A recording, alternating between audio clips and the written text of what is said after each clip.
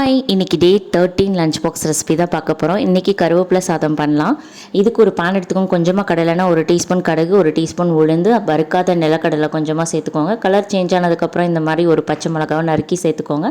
இது ஆல்ரெடி நான் வந்து ப்ரீமிக்ஸ் பவுடர் போட்டிருப்பேன் கருவேப்பிலை சாதத்துக்கு. அந்த பொடியை நான் எடுத்து 1 ஸ்பூன் என் சாதத்துக்கு ஏற்ற மாதிரி ஆட் பண்ணிக்கிறேன். நீங்கள் உங்கள் சாதத்துக்கு ஏற்ற மாதிரி ஆட் பண்ணிக்கோங்க.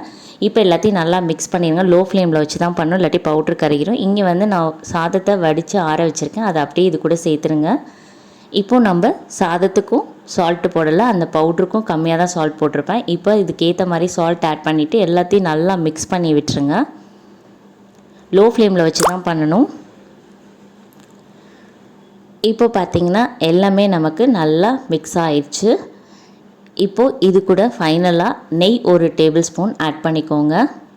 உங்கள்கிட்ட நெய் இல்லைன்னா விட்டுருங்க, ஆப்ஷனல் தான். ஸோ ஃபைனலாக லஞ்ச் பாக்ஸுக்கு நமக்கு சுட சுட கருவேப்பிலை சாதம் ரெடி ஆகிடுச்சு. ட்ரை பண்ணிட்டு எப்படின்னு சொல்லுங்கள். இதுக்கு சைட் டிஷ் பார்க்கலாம். பட்டாணி உருளைக்கிழங்கு மசாலா தான் பண்ண போகிறோம். ஒரு பேன் எடுத்துக்கோங்க, கொஞ்சமாக எண்ணெய் ஊற்றிக்கோங்க.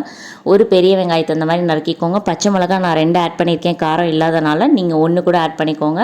அதுக்கப்புறம் முந்திரி பருப்பு 3, அதுக்கப்புறம் இது கூட ஒரு தக்காளி இந்த மாதிரி வெட்டி ஆட் பண்ணிக்கோங்க. மிக்ஸ் பண்ணி விட்டுட்டு இது கூட இஞ்சி பூண்டு பேஸ்ட் கொஞ்சமாக ஆட் பண்ணி மிக்ஸ் பண்ணி விட்டுருங்க.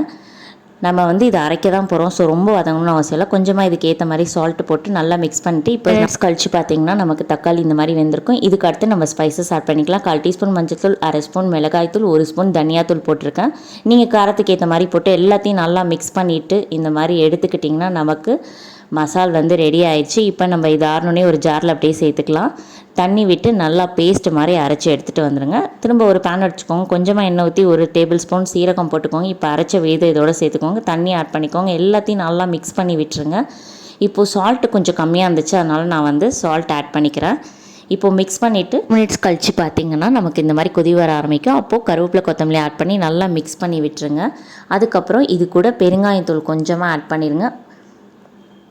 ஏன்னா நம்ம உருளைக்கிழங்கு யூஸ் பண்ணுறோம், அதனால் இப்போ எல்லாத்தையும் நல்லா மிக்ஸ் பண்ணிடுங்க.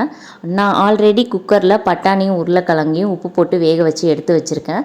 நீங்கள் உங்களுக்கு என்ன வெஜிடபிள்ஸ் வேணுமோ அதை எடுத்துக்கோங்க. இதை அப்படியே இதோடு சேர்த்து மிக்ஸ் பண்ணி ஒரு 5 மினிட்ஸ் கழித்து இறக்கிட்டிங்கன்னா உங்களுக்கு சப்பாத்தி, ரைஸ் எதில் வேணாலும் வச்சு சாப்பிட்லாம். நான் லஞ்ச் பாக்ஸ் கொடுக்குறனால இந்த சாதத்துக்கு கொஞ்சம் ட்ரையாக மசால் மாதிரி இருந்தால் தான் நல்லாயிருக்கும். ஸோ ஒரு 10 மினிட்ஸ் கழித்து பார்த்திங்கன்னா நல்லா இந்த மாதிரி சுண்டு வந்திருக்கும். ஸோ ஃபைனலாக நமக்கு பட்டாணி உருளைக்கிழங்கு மசாலா ரெடி ஆகிடுச்சு. ட்ரை பண்ணிட்டு எப்படின்னு சொல்லுங்கள். இன்றைக்கி லஞ்ச் பாக்ஸ் சீரிஸ் பிடிச்சிருந்தா எங்கள் சேனலுக்கு சப்ஸ்கிரைப் பண்ணுங்கள். அண்ட் இன்னொரு வீடியோவில் பார்க்கலாம். பாய்.